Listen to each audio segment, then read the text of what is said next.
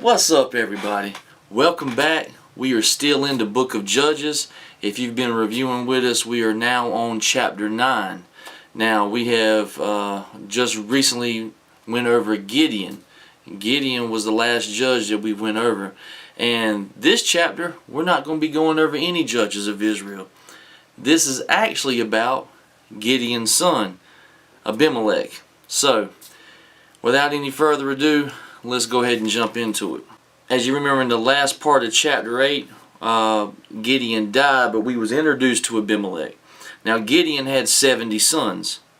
And it says he also had a son from a concubine that was in Shechem.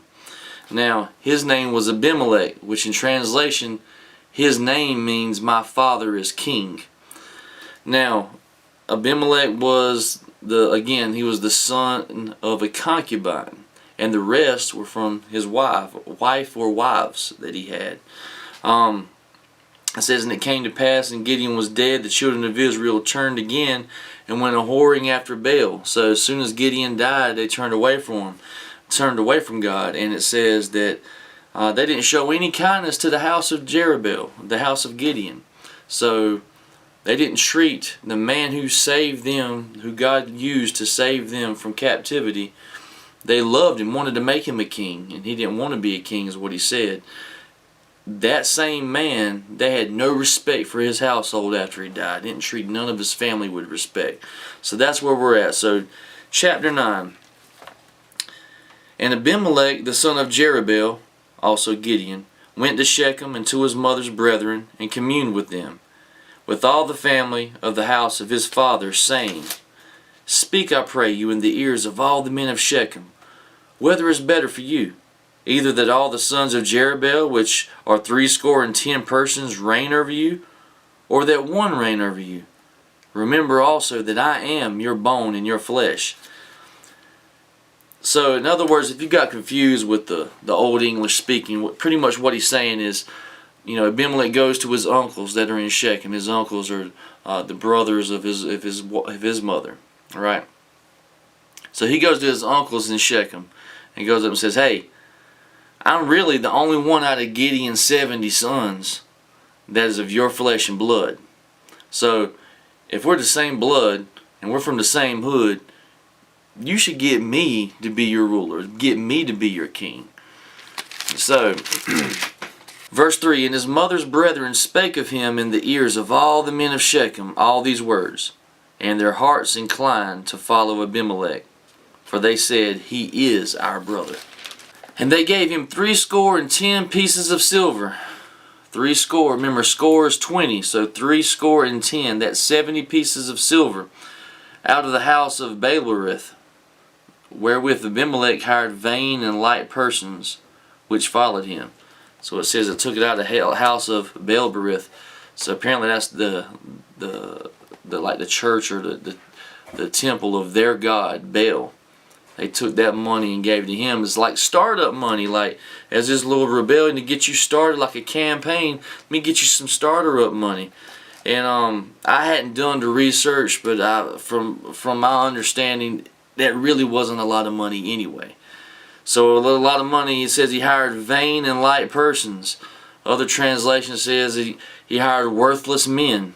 So if you ain't got that money, you're going to get a lot of worthless men, a lot of scavengers, a lot of scallywags.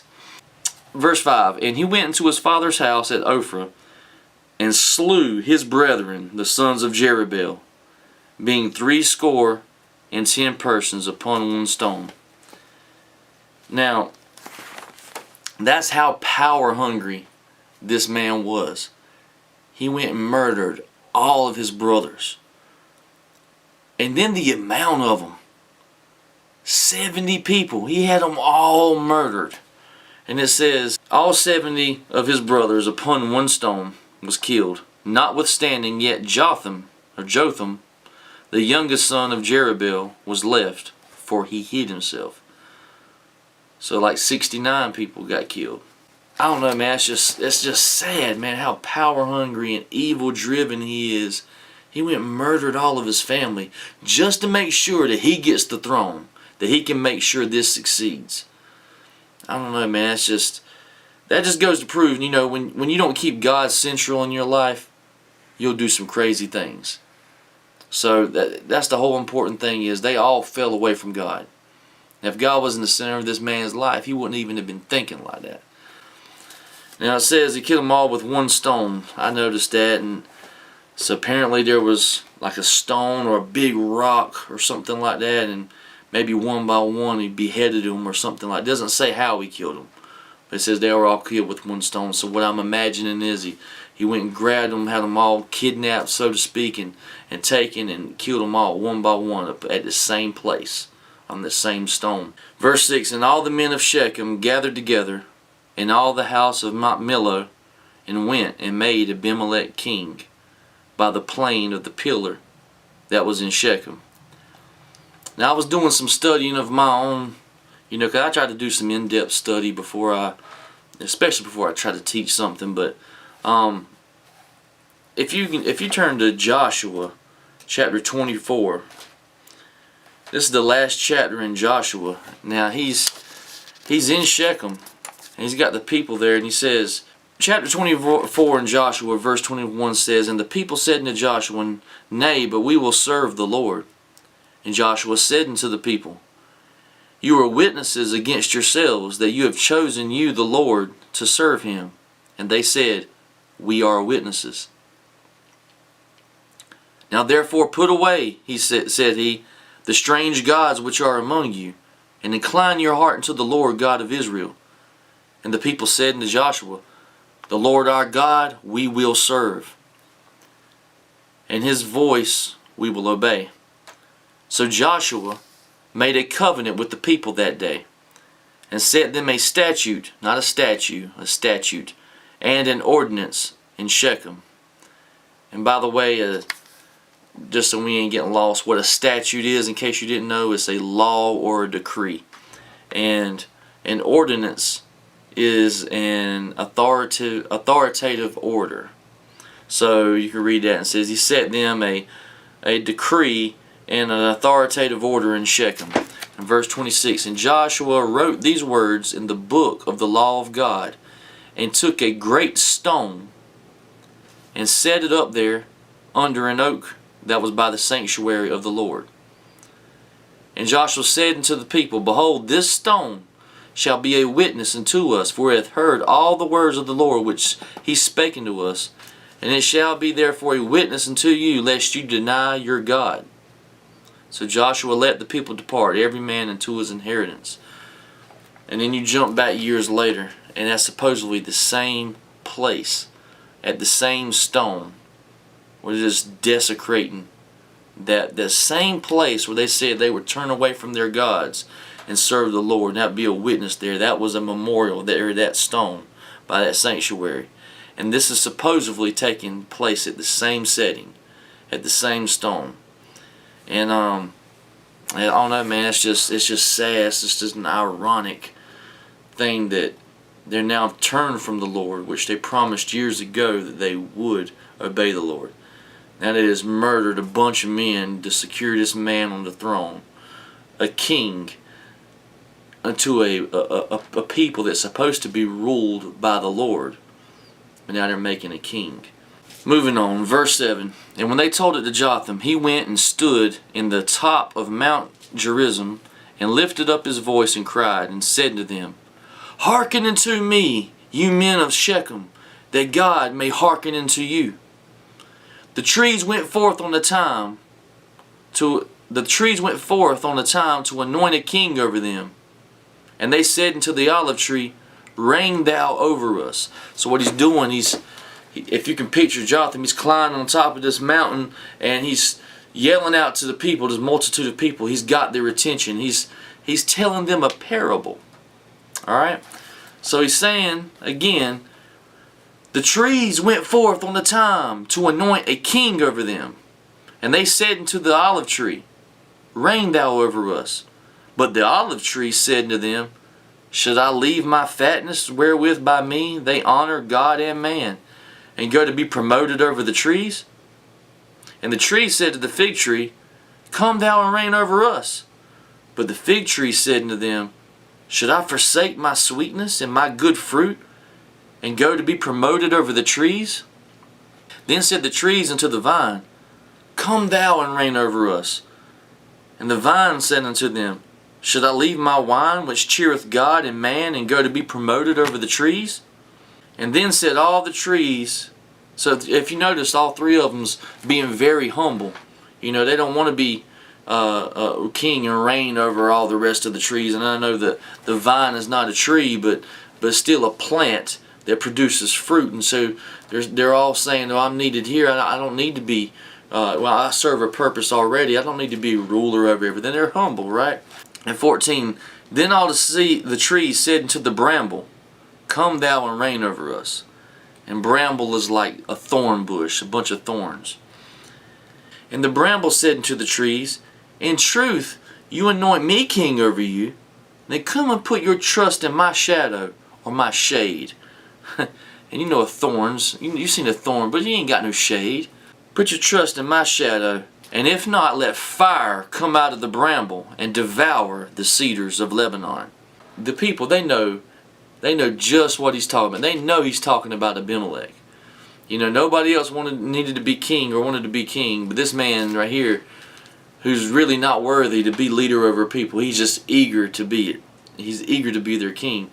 So he's trying to give them this parable to warn them. So verse 16 says, Now therefore, if you've done truly, so he's done with the parable. He's now speaking. Jotham is now speaking to the people. Now therefore, if you've done truly and sincerely, and that you have made Abimelech king, and if you have dealt well with Jerubbaal, Gideon, and his house, and have done unto him according to the deserving of his hands, for my father fought for you, and adventured his life afar, and delivered you out of the hand of Midian. And you are risen up against my father's house this day, and has slain his sons, 70 persons, 70 of them, upon one stone, and have made Abimelech, the son of his maidservant, king over the men of Shechem, because he is your brother. If ye then have dealt truly and sincerely with Jerubbaal, which they haven't, and with his house this day, then rejoice, you in Abimelech, and let him also rejoice in you. But if not, let fire come out from Abimelech, and devour the men of Shechem and the house of Millo. And let fire come out from the men of Shechem and from the house of Millo, and devour Abimelech.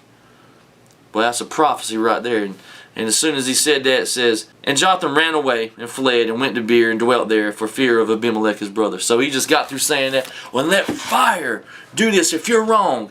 And then he says, he's just gone.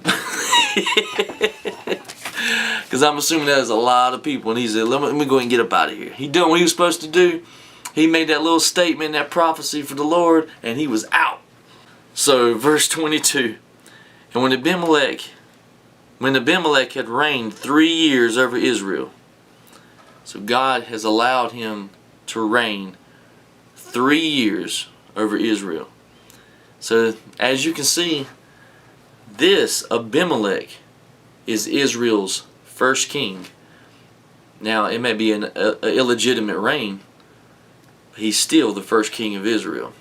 Then God sent an evil spirit between Abimelech and the men of Shechem.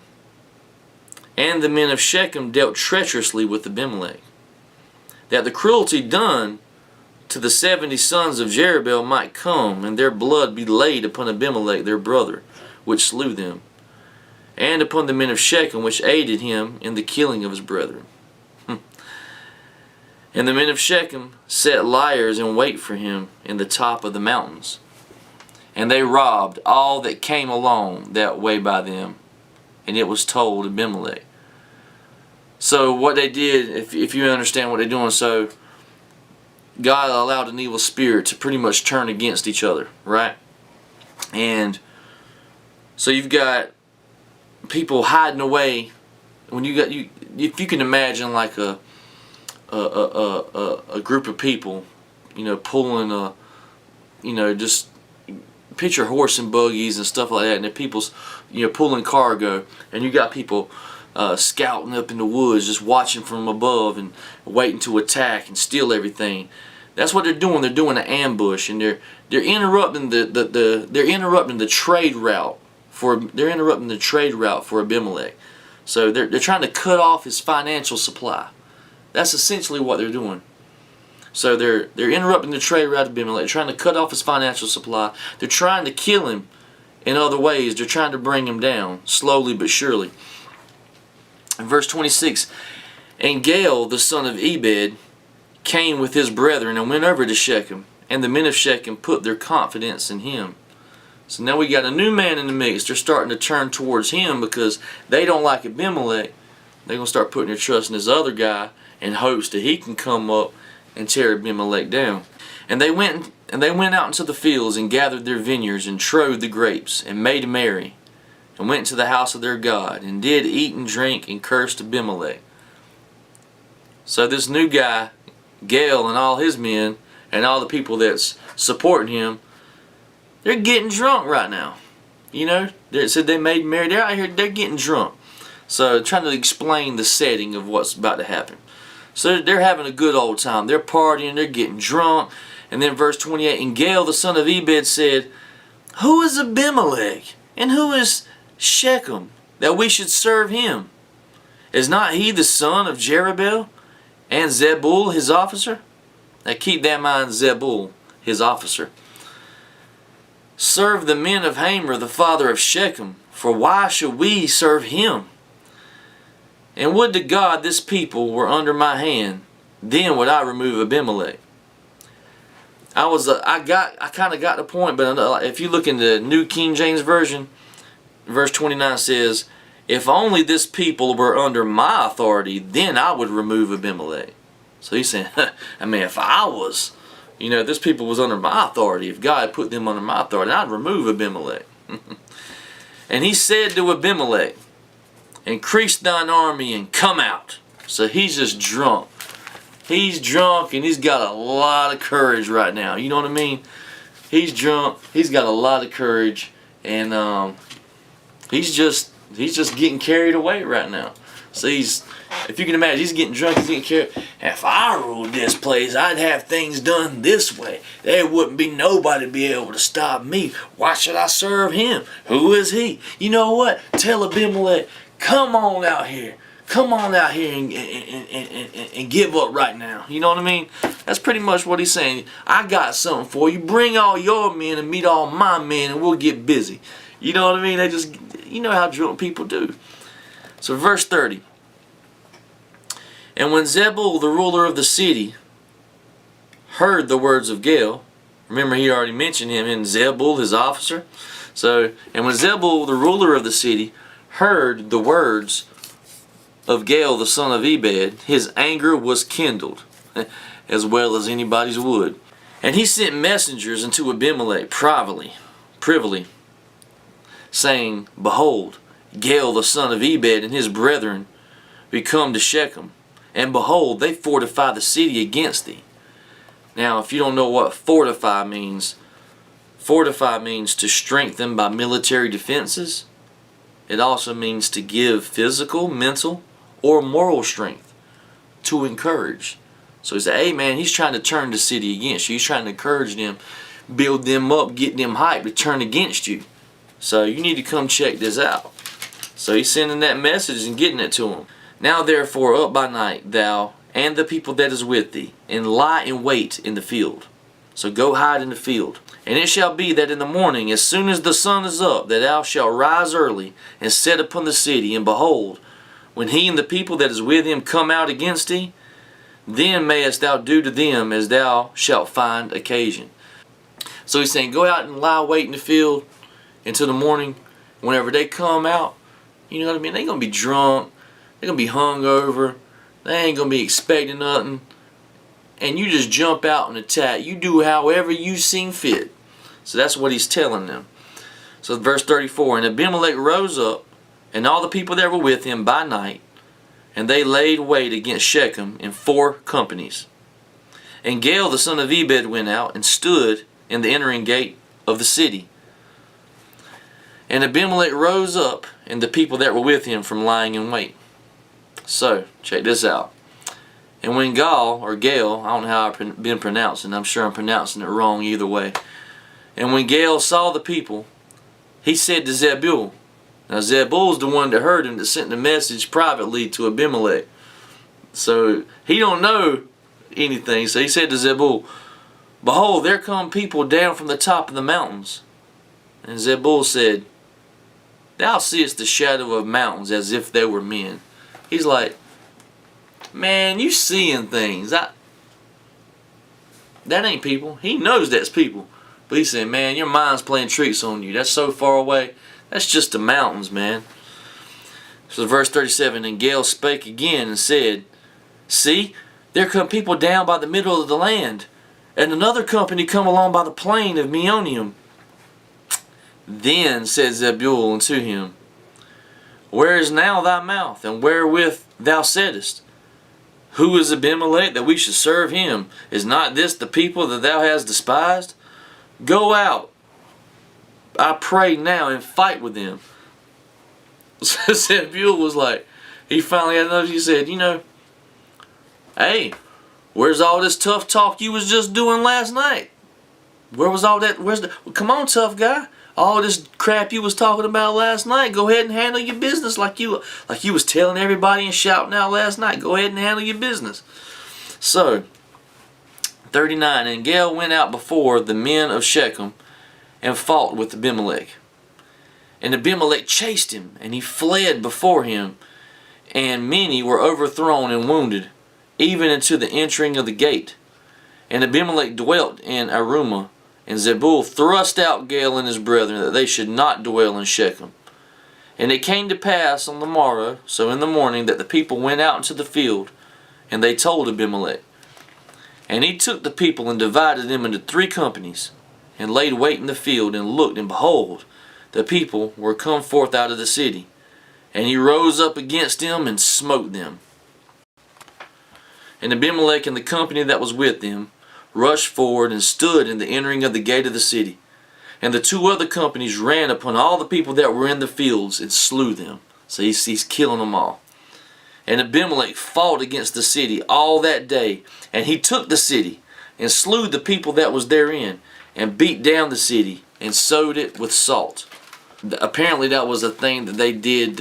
They would put salt on the ground, on the earth, so that nothing would grow there. So that it would be dead. There would be nothing ever there.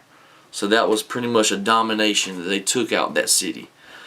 And when all the men of the tower of Shechem heard that, they entered into an hold of the house of the god Berith. So they going into a sanctuary of their god. And it was told Abimelech that all the men of the tower of Shechem were gathered together. And Abimelech got him up to the Mount Zalmon, and he and all the people that were with him. And Abimelech took an axe in his hand, cut down a bow from the trees, and took it, and laid it on his shoulder, and said unto the people that were with him, "What you've seen me do, make haste and do as I've done." If you can picture what they're doing, all the people ran, they went and hid in this sanctuary of this god, right? This little temple or whatever. They all gathered into this one place. And word has got to Abimelech that they all gathered together now. We've got them. We've already got them squared up together. So what Abimelech's doing is he's cutting these little, apparently this cut down a bow from a tree. So he's got these big sticks, it seems like. He's got these sticks, and he's telling everybody to do just like I'm doing. So everybody's cutting down these sticks and putting them on their shoulders. 49, and all the people likewise cut down every man his bow, and followed Abimelech, and put them to the hold.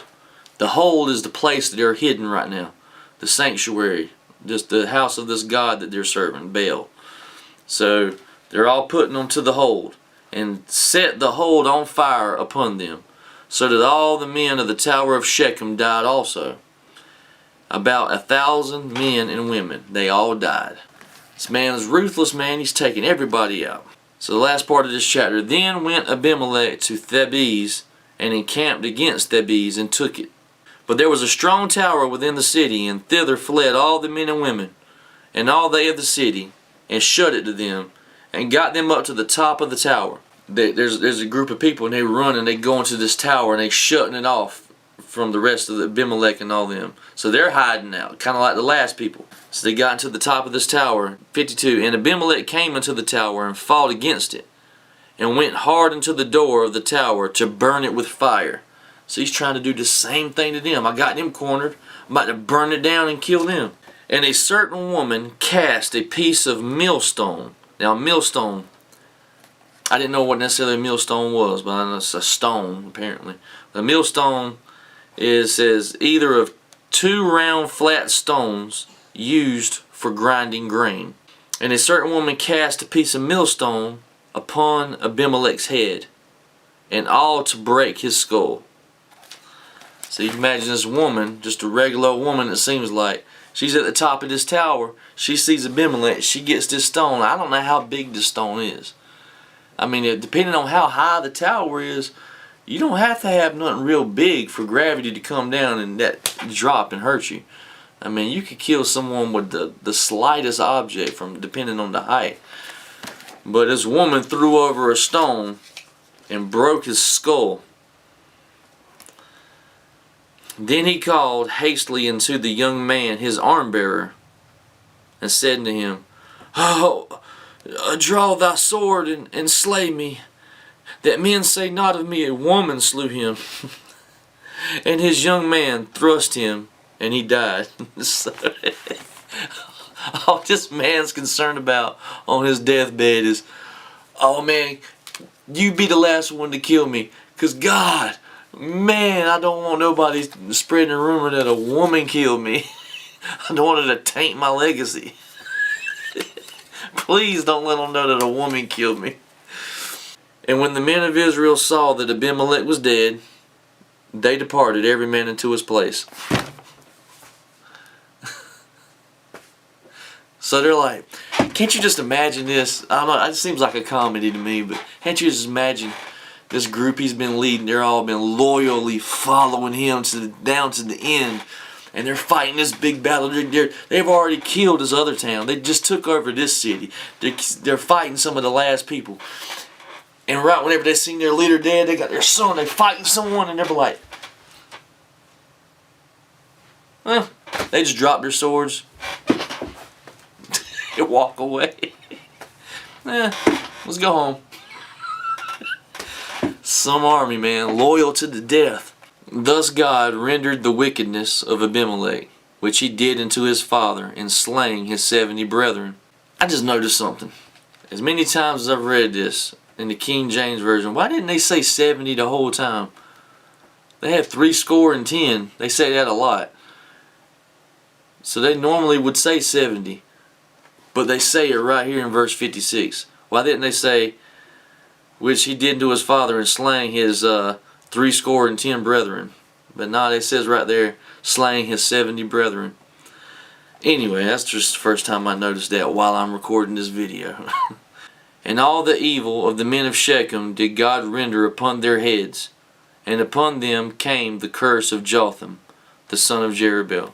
So it's pretty much saying when Jotham stood on that mount and spoke to those people that parable and let them know, you know, that fire will come and devour them up, it came true. So that's the end of chapter 9. But before we end this video, I do want to jump the first part of chapter 10 just to kind of set up for the next Bible study video. So if we move on to chapter 10, we're going to be introduced to the next two judges. Chapter 10. And after Abimelech there arose to defend Israel Tola, the son of Puah, the son of Dodo. The son of Dodo. I'm a child at heart, I'm sorry. A man of Issachar, and he dwelt in Shamir in Mount Ephraim. And he judged Israel 23 years and died, and he was buried in Shamir. And after him rose Jair, a Gileadite, and judged Israel 22 years. And he had 30 sons that rode on 30 ass colts, and they had 30 cities, which are called Havoth Jair unto this day, which are in the land of Gilead. And Jair died and was buried in Canaan. and that's all we get. Tola judged 23 years and Jair judged 22 years. But that's going to conclude this Bible study. Abimelech was a bad dude, man. Like, had no sense of loyalty, from his family. And it wasn't like, you say Darth Vader in Star Wars is a bad man, but he's over there talking about Luke, I am your father. This dude's like, yeah, all y'all my brothers. I mean, he killed them all, man. And just that power hungriness. And that's all goes to show, man, when you ain't got God in the center of your life, man, everything's gonna go haywire. You're gonna be desperate. You're gonna be thinking thoughts that you're allowing to come in your mind that you ain't never thought before, and it's gonna lead you to destruction. That's all it is, and that's all this was. It's just a sad end of destruction. And luckily God raised up other judges to deliver their land, and start leading them in the right path again for the Lord. And it's just that cycle again. They're serving the Lord, the leader dies, they turn back into idolatry, God gets angry, allows them to get captive by their neighboring enemies. It's just the same thing over and over. But I appreciate it. I really appreciate y'all tuning in. I hope you're getting something out of this. And if nothing else, I just hope you're remembering. I think someone that's new to studying the Word of God needs to find a book that really interests them, and I found Judges as one of those books. I didn't know really anything about the book of Judges. So when I jumped into it and started reading it, it was really interesting. It was really interesting to know that the Word of God has all these stories in it. I was just surprised and shocked, and it just stood out, and it stood out in my memory, and it just made me excited and made me hungry, want to learn, read more and more and more and find out about all our history. But anyway, I really hope this is resonating for a lot of y'all, that's especially those that have never read the book of Judges before and maybe is new to the faith, or things like this. But if you hadn't already, hit subscribe. That'll notify you anytime I post new content. Once again, I really appreciate y'all tuning in. God bless.